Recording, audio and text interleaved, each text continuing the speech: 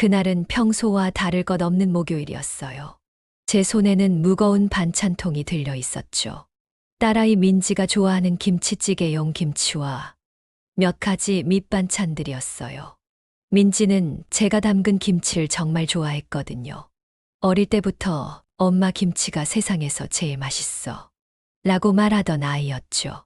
어쩌면 그날 그냥 현관문 앞에 놓고 왔더라면 좋았을까요? 지금도 가끔 그런 생각이 들어요. 하지만 엄마란 그런 존재니까요. 딸의 냉장고를 채워주고 싶은 마음에 초인종을 눌렀죠. 문을 연 건 사위 준혁이었어요. 어머니, 오셨어요? 그의 얼굴에 당황한 기색이 스쳐 지나갔어요. 아주 짧게요. 너무 짧아서 눈치채지 못할 수도 있었을 정도로. 하지만 저는 본능적으로 느꼈어요. 뭔가 이상하다는 거요. 민지는 어디 갔니? 아, 회사에서 급한 일이 생겨서요. 오늘은 늦을 것 같아요. 준혁의 목소리가 평소보다 높았어요. 왠지 불안해 보였고요. 그가 손으로 머리를 쓸어 넘기는 모습도 어색해 보였죠. 평소에는 차분하고 침착한 사람이었거든요. 집 안으로 들어서는데 뭔가 달랐어요. 딸의 집인데 낯설었죠. 공기 중에 떠도는 향수 냄새. 민지가 쓰는 향이 아니었어요. 달콤하면서도 묵직한 여성의 향수 냄새였죠. 민지는 항상 가볍고 시트러스 계열의 향수만 사용했거든요. 지금까지 평범했던 이야기가 이제 어디로 흘러갈지 궁금하지 않으신가요? 반찬 좀 냉장고에 넣어줄게. 주방으로 향하는 내내 등 뒤로 준혁의 시선이 따라오는 것 같았어요. 마치 내가 어디를 보고 무엇을 발견할까 염려하는 듯한 시선이었죠. 냉장고를 열었을 때 내 손이 떨렸어요. 왜 그랬는지는 저도 몰라요. 그냥 직감 같은 거였을까요? 냉장고 안은 텅 비어 있었어요. 지난주에 가져다 준 반찬통들도 거의 손대지 않은 채 그대로 있었죠. 민지가 바빠서 집에서 식사를 잘 못했나 하는 생각이 들었어요. 냉장고 문을 닫으려는 순간 거실 소파 위에 놓인 여자 가방이 눈에 들어왔어요. 분명 민지의 것이 아니었죠. 민지는 검은색이나 갈색 가방만 들었거든요. 저 선명한 빨간색 가방은 분명 다른 누군가의 것. 그리고 옆에는 핸드폰 충전기와 낯선 립스틱도 보였어요. 빨간 가방 옆에는 남성용 넥타이도 흘러져 있었어요. 준혁의 직장에서 매는 넥타이와는 달랐죠. 심장이 빠르게 뛰기 시작했어요. 온몸에 식은땀이 흘렀죠. 어머니, 차라도 한잔하고 가세요. 준혁의 목소리가 가깝게 들렸어요. 나도 모르게 몸이 움찔했죠. 아니, 괜찮아. 바쁜 것 같은데 방해하지 않을게. 목소리를 최대한 담담하게 유지하려 했지만 내 안에서는 이미 파도가 일고 있었어요. 그 순간 준혁의 휴대폰이 울렸어요. 화면에 유진이라는 이름이 선명하게 보였죠. 하트 이모티콘과 함께요. 유진. 민지의 친구 중에 유진이란 아이는 없었어요. 제가 딸의 친구들은 다 알고 있었거든요. 준혁은 황급히 전화를 받지 않고 주머니에 넣었어요. 그의 얼굴이 하얗게 변했죠. 마치 유령이라도 본 것처럼요. 이 순간 여러분이라면 어떤 생각이 들었을까요? 그럼 나 먼저 갈게. 민지한테 다녀갔다고 전해줘. 집을 나서는 내 발걸음은 무거웠어요. 마치 납을 발에 달고 걷는 것 같았죠. 엘리베이터 문이 닫히는 순간 숨이 턱 막혔어요. 가슴이 조여드는 느낌이었죠. 손에 든 빈 반찬통마저 무겁게 느껴졌어요. 내가 방금 본 것은 내가 생각하는 그것이 맞을까요? 아니야. 오해일 거야. 그럴 리가 없어. 준혁이 그런 애가 아니야. 계속 자신을 다독였지만 이미 마음속 깊은 곳에서는 알고 있었어요. 준혁이 다른 여자와 만나고 있다는 사실을. 내 사랑스러운 딸이 배신당하고 있다는 사실을요. 잠시 후 이 어머니가 어떤 결정을 내리게 될지 함께 들어보시죠. 집으로 돌아오는 길. 머릿속은 혼란스러웠어요. 버스 창밖으로 흘러가는 풍경도 눈에 들어오지 않았죠.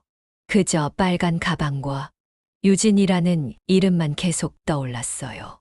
딸에게 말해야 할까? 아니면 모른 척해야 할까? 내 딸 민지는 준혁을 정말 사랑해요. 결혼한 지 3년. 아직 신혼의 달콤함이 남아있는 시간이었죠. 둘이 함께 찍은 사진을 볼 때마다 민지의 눈빛은 행복으로 반짝였어요. 준혁에게 모든 것을 걸었다고 해도 과언이 아닐 정도로요. 그런 행복을 내가 깨뜨려야 할까요? 민지에게 이런 끔찍한 진실을 알려야 할까요? 집에 도착해서도 마음이 진정되지 않았어요. 집 안을 이리저리 왔다 갔다 하며 어쩔 줄 몰랐죠. 남편은 출장 중이라 집에 없었어요. 혼자 있으니 생각이 더 꼬리에 꼬리를 물었어요. 밤새 잠을 이루지 못했죠. 한숨도 자지 못했어요. 30년 전 나도 비슷한 경험이 있었어요. 남편의 바람. 그때 내 친정어머니가 그 사실을 알고도 나에게 말하지 않았다는 걸 나중에 알게 됐죠. 어머니는 내 행복을 지키려 했던 거예요. 내가 행복하게 살길 바랐어. 그래서 말 못했어. 그때 어머니의 말씀이 지금도 귓가에 맴돌았어요. 하지만 결국 더 큰 상처로 돌아왔어요. 더 많은 시간이 흐른 후에 알게 되었을 때 배신감은 2배로 커졌었죠. 남편에 대한 배신감과 어머니에 대한 배신감까지. 진작 알았더라면 그 생각이 머릿속을 맴돌았죠. 밤새 잠을 이루지 못했어요. 새벽녘에 결심했죠. 확실한 증거를 찾아야겠다고. 준혁의 바람이 사실인지 아닌지 확인해봐야 했어요. 억울한 누명을 씌우는 건 아닌지 더 알아봐야 한다고 생각했죠. 혹시 모든 게 오해였다면 그럴 가능성에 기대를 걸었어요. 그래서 며칠 동안 딸의 집 주변을 맴돌았어요. 민지가 회사에 간 시간, 준혁의 퇴근 시간을 계산해가며 내가 하는 일이 스토킹처럼 느껴져 부끄럽기도 했지만 딸을 위한 일이라고 스스로를 위로했어요. 내가 이러고 있는 게 맞나 싶었지만 딸을 위해서라면 확실히 알아야 했으니까요.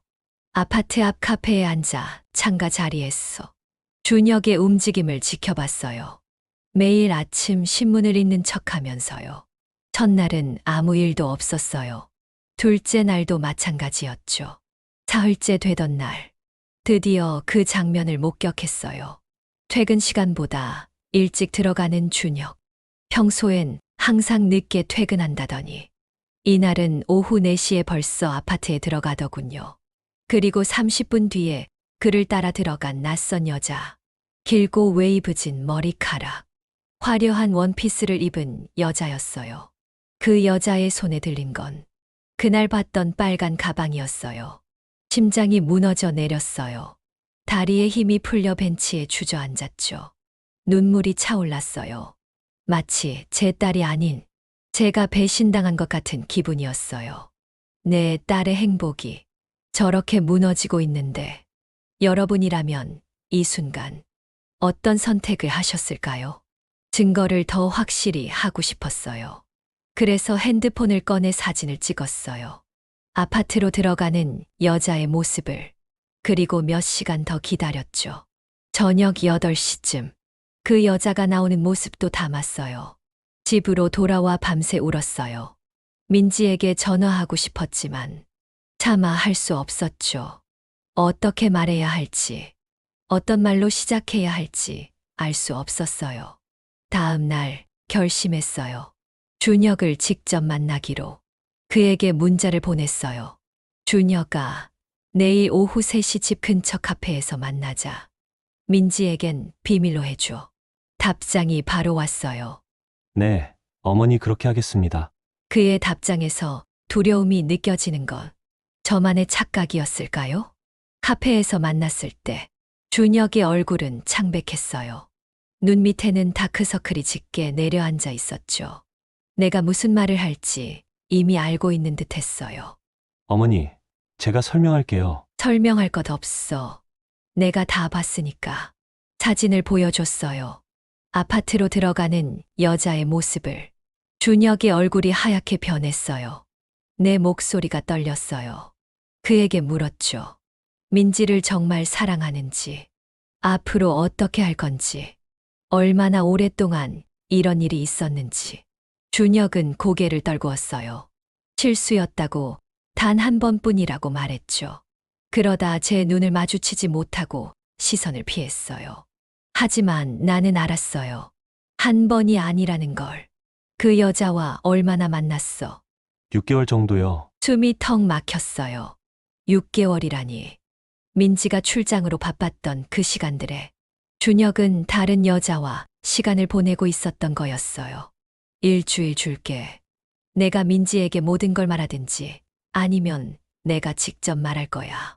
그 말을 남기고 자리를 떴어요. 카페를 나서는데 다리가 후들거렸죠. 하지만 이상하게도 마음은 조금 가벼워진 느낌이었어요. 이제 행동을 취했으니까요. 어떤 결정이었을까요? 과연 이 어머니의 선택이 옳았을까요? 그날부터 일주일. 제 인생에서 가장 길었던 시간이었어요. 매 시간이 영겁처럼 느껴졌죠. 민지에게서 전화가 올까봐 두려웠어요. 준혁이 정말 말할까? 아니면 거짓말로 넘어갈까? 셋째 날, 준혁에게서 문자가 왔어요. 어머니, 더 시간이 필요합니다. 답장하지 않았어요. 이미 충분한 시간을 줬으니까요. 여섯째 날, 민지한테서 전화가 왔어요. 엄마, 지금 올 수 있어? 민지의 목소리는 울음으로 가득 차 있었어요. 심장이 쿵쾅거렸죠. 그래도 무슨 일인지 모르는 척 했어요. 왜, 무슨 일 있니? 집에 오면 얘기할게. 딸의 집에 도착했을 때, 민지는 이미 모든 걸 알고 있었어요. 준혁이 고백했다고 했죠. 처음엔 부인하려고 했지만, 결국 모든 것을 털어놓았다고요. 그리고 준혁은 짐을 싸서 집을 나갔다고. 민지를 안고 한참을 울었어요. 미안하다고 엄마가 더 빨리 말했어야 했는데. 그 말을 하고 싶었지만 차마 할 수 없었죠. 엄마는 알고 있었어? 민지의 질문에 숨이 멎는 것 같았어요. 응, 언제부터? 얼마 전에 반찬 가져다 주러 왔을 때 잠시 침묵이 흘렀어요. 민지의 눈빛이 변했어요. 마치 배신당한 것 같은 눈빛이었죠. 왜 바로 말해주지 않았어, 엄마? 목이 메었어요. 하지만 솔직하게 말해야 한다고 생각했죠. 확실한 증거가 필요했어. 그리고 내가 상처받을까봐. 민지의 눈에서 눈물이 흘러내렸어요. 이 순간 여러분은 어떤 감정을 느끼시나요? 이 어머니의 마음이 느껴지시나요? 알아도 말하지 말았어야 했어.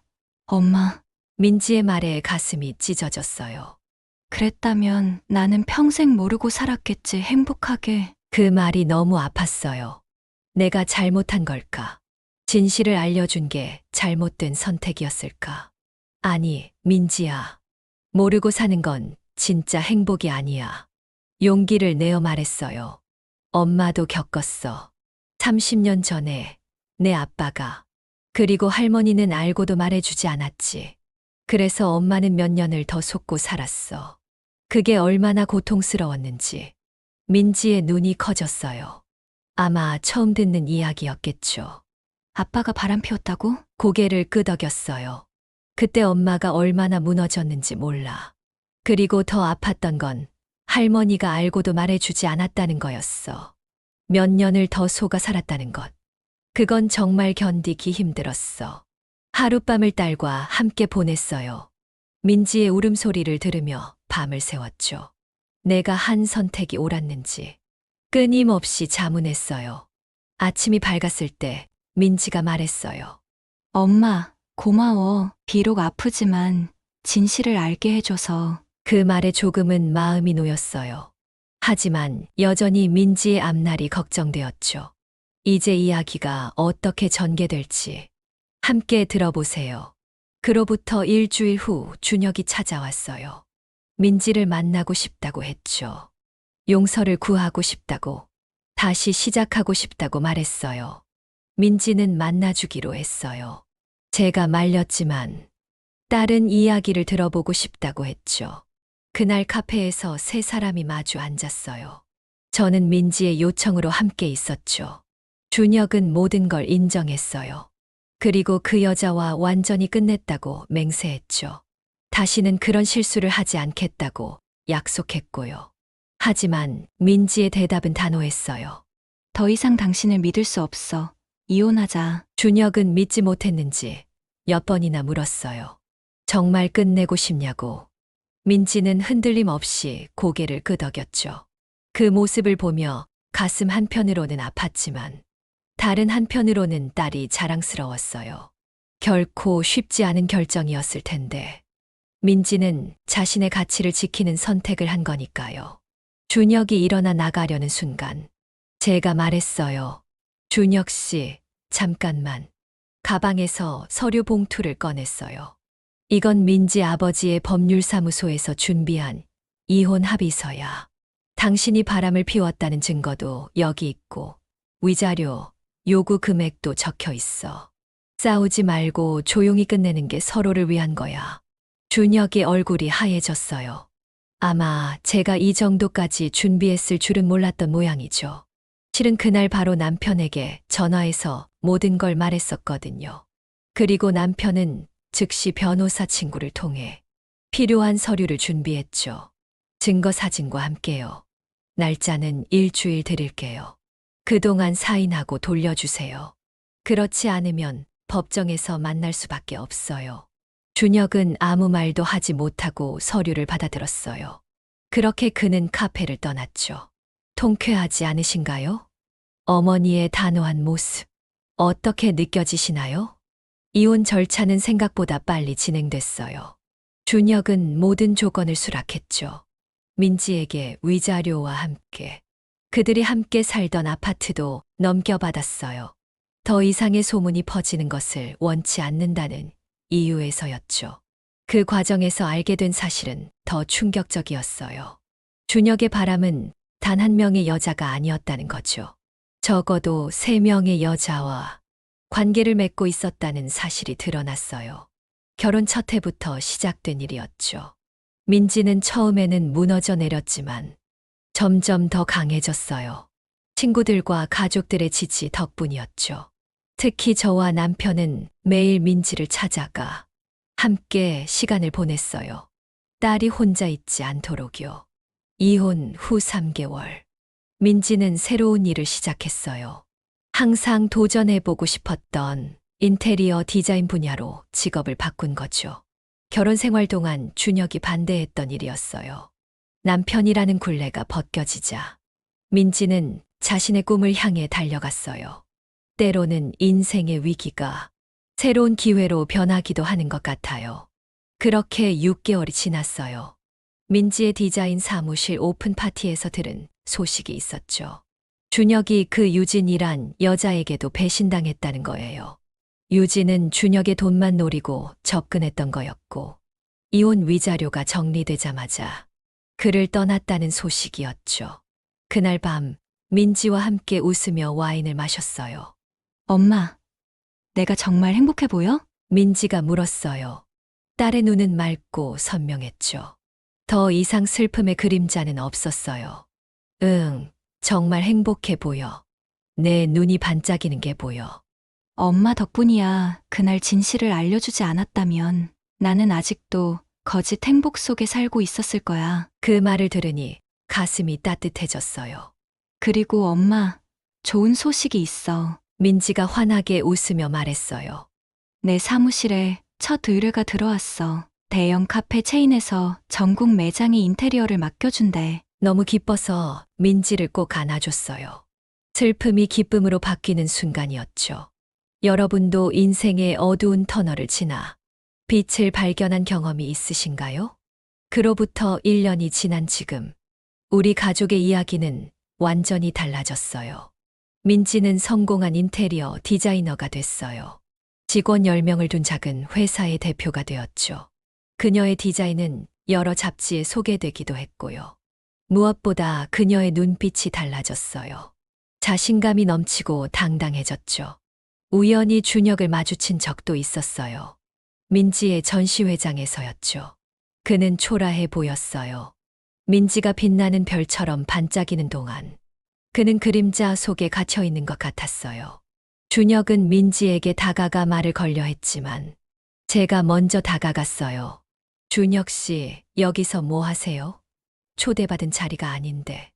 목소리는 차분했지만 눈빛은 차갑게 유지했어요. 어머니죠.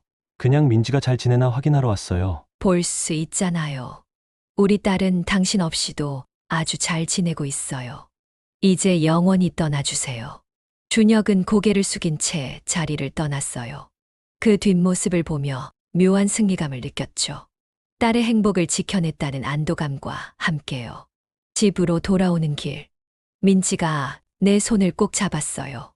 엄마, 고마워. 내 편이 되어줘서. 그 말 한마디가 그동안의 모든 고민과 아픔을 씻어내리는 것 같았어요. 진실을 선택하는 것은 때로 고통스럽지만 결국 더 큰 행복으로 이어지는 것 같지 않나요? 이제 매주 목요일, 여전히 민지에게 반찬을 가져다 줘요. 그때마다 그날의 기억이 떠오르긴 하지만 더 이상 무거운 비밀을 안고 돌아오지 않아도 돼요. 그것만으로도 감사하답니다. 오히려 이제는 딸과 함께 맛있는 저녁을 먹고 새로운 이야기를 나누고 가끔은 딸의 소개로 만난 멋진 청년들 이야기도 들려주곤 해요. 민지가 다시 연애를 시작했거든요. 그리고 저도 새로운 취미를 찾았어요. 민지의 권유로 시작한 도자기 공예가 지금은 제 삶의 큰 기쁨이 되었죠. 일주일에 2번 공방에 가서 흙을 만지며 지난날의 상처들을 씻어내고 있어요. 남편도 변했어요. 30년 전의 일을 다시 꺼내 진심으로 사과했고 지금은 더 다정하고 배려심 많은 남편이 되었답니다. 뒤늦게 찾아온 우리 부부의 제2의 봄이라고 할까요? 가끔 친구들이 물어요. 그때 왜 딸에게 진실을 말했냐고. 어쩌면 모르고 사는 게 더 행복했을지도 모른다고요. 하지만 저는 항상 같은 대답을 해요. 진실은 아플 수 있어. 하지만 거짓된 행복보다는 진실된 아픔이 낫다고 생각해. 그 아픔을 통해 우리는 더 강해지고 더 나은 행복을 찾아갈 수 있으니까. 이제는 그날 반찬을 들고 딸의 집을 방문했던 그 목요일이 우리 가족에게 새로운 시작을 가져다 준 날이라고 생각해요. 비록 그때는 무거운 비밀을 안고 돌아왔지만 그 비밀을 밝히는 용기가 결국 우리 모두를 자유롭게 해주었으니까요. 여기까지 한 어머니의 용기 있는 선택과 그 후의 행복한 결말 이야기였습니다. 진실을 선택한 어머니의 용기, 그리고 그 진실 속에서 새로운 행복을 찾아간 이야기. 여러분은 어떻게 생각하시나요? 이런 상황에서 여러분이라면 어떤 선택을 하셨을지 댓글로 함께 이야기 나눠요. 자신의 경험이나 생각을 공유해 주시면 다음 방송에서 여러분의 이야기도 소개해 드릴게요. 그리고 이런 공감되는 실제 사연들을 더 듣고 싶으시다면 구독과 좋아요 버튼 꾹 눌러주세요. 여러분의 작은 응원이 저희에게는 큰 힘이 됩니다. 다음 주에는 더 감동적인 사연으로 찾아뵙겠습니다. 시청해 주셔서 감사합니다. 행복한 하루 보내세요.